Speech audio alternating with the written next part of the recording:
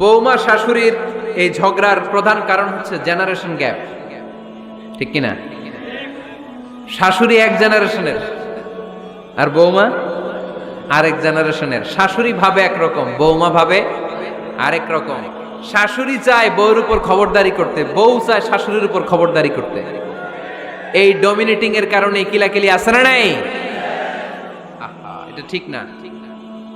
আমার শাশুড়ি মায়েরা যারা আছেন, প্রথমে শাশুড়ি দিয়ে শুরু করি। আমার মাইকের আওয়াজ যে ঘরগুলোতে যায়, আমার শাশুড়ি মাদেরকে বলবো, বউদের উপর অত্যাচার করবেন না। ছেলেরে প্রশ্ন করে, তোর কাছে তোর বউ বড় না আমি বড়? আছে না নাই? এটা একটা প্রশ্ন হইল। তোর বউ বড় না আমি বড়? দুইজনেই বড়। তো এক ছেলে সুন্দর উত্তর দিছে, আমার কাছে ভালো লাগছে উত্তরটা শুনে। এক মা প্রশ্ন করছে, তোরে এতদিন আমি লালন পালন করে বড় করলাম, জীবন যৌবন তোর জন্য শেষ করলাম, আজকে বউ পাইয়া বউ তোর আপন হয়ে গেল? এবার ছেলে উত্তর দিছে, মা, আমার মুখ থেকে মা ডাক শোনার জন্য তুমি কি কষ্টটাই না করছো জীবনে। 10 মাস আমারে পেটে ধারণ করলা, খাইতে পারো নাই, বমি করছো, খালি ওষুধ খাইছো, তোমার পেট কেটে আমারে বের করা হয়েছে, 2 বছর আমারে দুধ খাওয়াইছো, পেশাব পায়খানা পরিষ্কার করেছো। বয়স যখন 3-4 তখন তোমার আমি মা ডাকছি, এই মা ডাকটা শোনার জন্য তুমি এত কষ্ট করছো। আর আরেকবারের মাইয়া এই ঘরে আইসাই তোমার মা ডাকা শুরু করছে। যেই মেয়েটা তোমারে মা ডাকে সে আমার আপন হবে না কেন মা? ঠিক কিনা? এই মা ডাক শোনার জন্য তুমি এত কষ্ট করলা, আমার লালন পালন করলা, 10 মাস পেটে ধরলা, পেশাব পায়খানা পরিষ্কার করলা, এরপরে মা ডাক শুনতে পারছে। আর আরেকবারের মেয়ে জানা নাই চিনা নাই এসেই তোমার ডাকা শুরু করছে মা। তো যে আমার মারে মা ডাকে তার স্থান তো আমার কলিজায়, ঠিক কিনা? শাশুড়ি আম্মারা যারা আছেন, প্লিজ বৌমাদেরকে কষ্ট দিয়েন না। অনেক শাশুড়ি আছে পান থেকে চুন খসলে রেগে যায়, পদে পদে স্ত্রীর ভুল ধরে, বউয়ের ভুল ধরে, আছে না নাই? এটা করবেন না। সে তো নতুন, আপনার অনেক এক্সপিরিয়েন্স হতে তার সময় লাগবে, তাকে সময় দিন, তাকে ভালোবাসুন, ঠিক কিনা? না বুঝে সামান্যতে বৌমারে বদদোয়া দেয়, এরকম আছে না নাই? কিন্তু বুঝতে চায় না, বৌমারে যদি বদদোয়া দেয় তাহলে তার নিজ ছেলের পরিবারের ক্ষতি, পেটে ধরা যে ছেলে, ছেলের পরিবারের কিন্তু ক্ষতি, তার আপন নাতি নাতনিদেরই ক্ষতি। আওয়াজ করে বলেন ঠিক কিনা? বৌমাকে বদদোয়া দিয়েন না। বৌমাকে নিজের মেয়ের মতো দেখবেন। সমাধান আমি দিচ্ছি, কেমন দেখতে হবে? নিজের মেয়ের মতো। নিজের মেয়ে সকালে ঘুম থেকে ওঠে 11টা, ওইটা সমস্যা নাই। বৌমা কেন উঠলো না, ওইখানেই ঝামেলা, আছে না নাই? মেহেরবানি করে আপনার বৌমাকে আপনার নিজের মেয়ের মতো দেখেন। নিজের মেয়েরে যেমনি আদর করেন তাকেও অমনি আদর করেন। আপনার বৌমারে যদি আপনি কষ্ট দেন, মনে রাখবেন আপনার নিজের মেয়েটাও আরেকবারের বউ হয়ে কয়েকদিন পরে যাবে। আপনি যা যা করবেন আপনার মেয়েকেও তারা ওই রকম কষ্ট দিয়ে বাড়িতে ফিরিয়ে দিবে। চিল্লায় বলেন ঠিক কিনা? খবরদার, টিট ফর ট্যাট। ইট্টি মারলে পাটকেলটি খেতে হয়। এজন্য শাশুড়ি আম্মা জানারা যারা আছেন, বৌমার সাথে খারাপ আচরণ করবেন না মেহেরবানি করে। তাকে আপনি কষ্ট দিলে আপনার নিজের মেয়েটাও আরেক বাড়ির বৌমা হবে, সেও ওই বাড়িতে এই কষ্টগুলো ভোগ করবে। এগুলো যখন আপনি শুনবেন তখন আপনার চোখ দিয়ে পানি পড়বে কি পড়বে না? পড়বে। এবার আসেন বৌমার কথা বলি।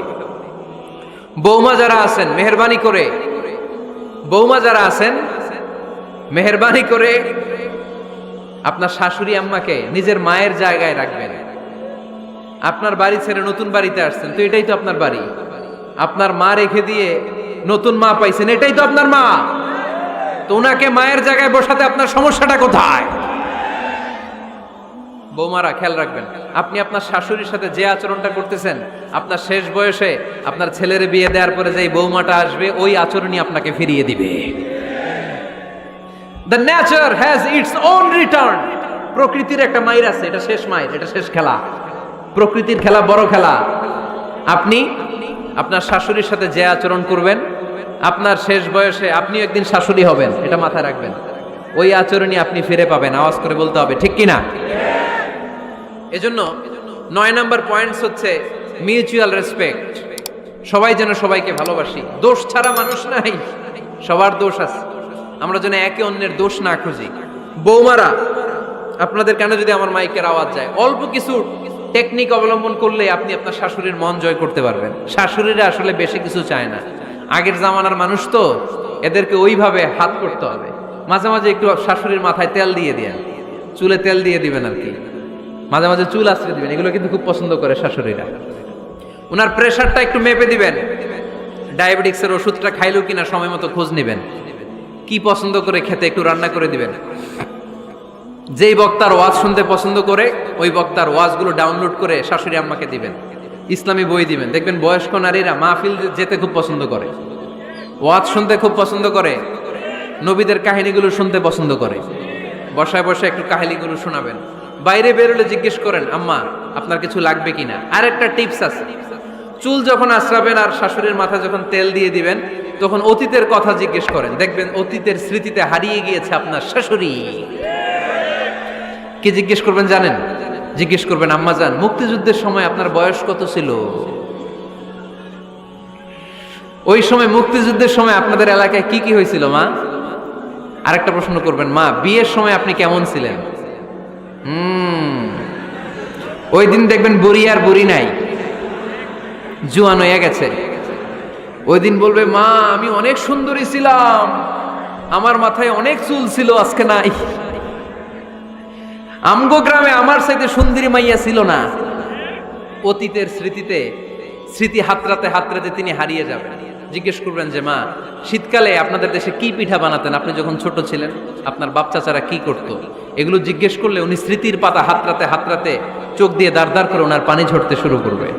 আপনার জায়গায়, ওনার হৃদয়ের মনি কোঠায় এমন জায়গায় পৌঁছবে, আপনার ছাড়া উনি কিছুই বুঝবে না।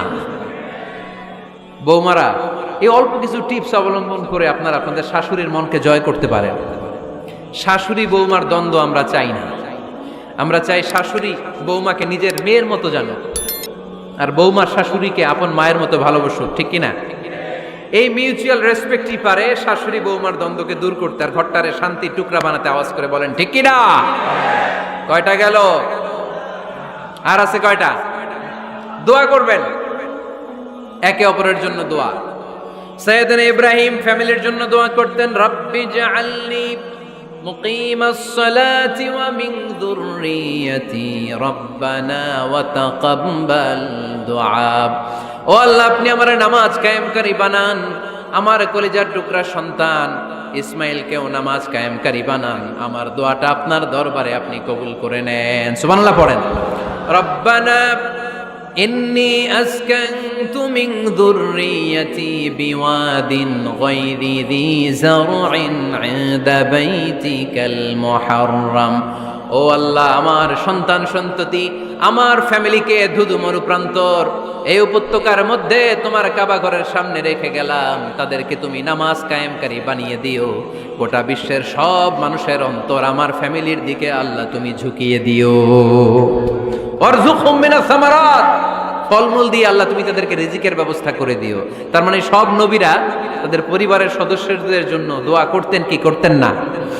আবার কোরআন আমাদেরকে শিখালো, রব্বানা হাব লানা মিন আজওয়াজিনা ওয়া মিন যুররিয়াতিনা কুররাতা আ'য়ুন ওয়াজআলনা লিল মুত্তাকিনা ইমামা। ও আল্লাহ, এমন নেককার সন্তান, এমন নেককার স্ত্রী আপনি আমাকে দান করেন যাদের দিকে তাকালে আমার চোখ দুইটা ঠান্ডা হয়ে যায়। চক্ষু শীতলকারী স্ত্রী দেন। বিয়ে যাদের হয় নাই, ইয়াং ছেলেরা এই দোয়াটা করবা। বিয়ের জন্য দোয়ার দরকার আছে না নাই? প্রতিদিন এই দোয়া করবা, আল্লাহ এমন স্ত্রী দেন, এমন জীবন সঙ্গিনী আপনি আমাকে দেন, এমন লাইফ পার্টনার দেন যার দিকে তাকালে আমার চোখ জুড়িয়ে যায়। এমন সন্তান আল্লাহ আপনি আমার ফ্যামিলিতে দেন যাদের দিকে তাকালে আমার চোখ দুইটা ঠান্ডা হয়ে যায়। নেককার সন্তান, নেককার স্ত্রী আল্লাহর কাছে দোয়া করে চেয়ে নিতে হয়। তাহলে ফ্যামিলি মেম্বার একে অপরের জন্য দোয়ার দরকার আছে না নাই? বাবা দোয়া করবে ছেলের জন্য, ছেলে করবে বাবার জন্য, মা দোয়া করবে মেয়ের জন্য, মেয়ে করবে মায়ের জন্য, ভাই করবে বোনের জন্য, বোন করবে ভাইয়ের জন্য। দোয়ার দরকার আছে না নাই? দোয়া করবেন সবাই সবার জন্য।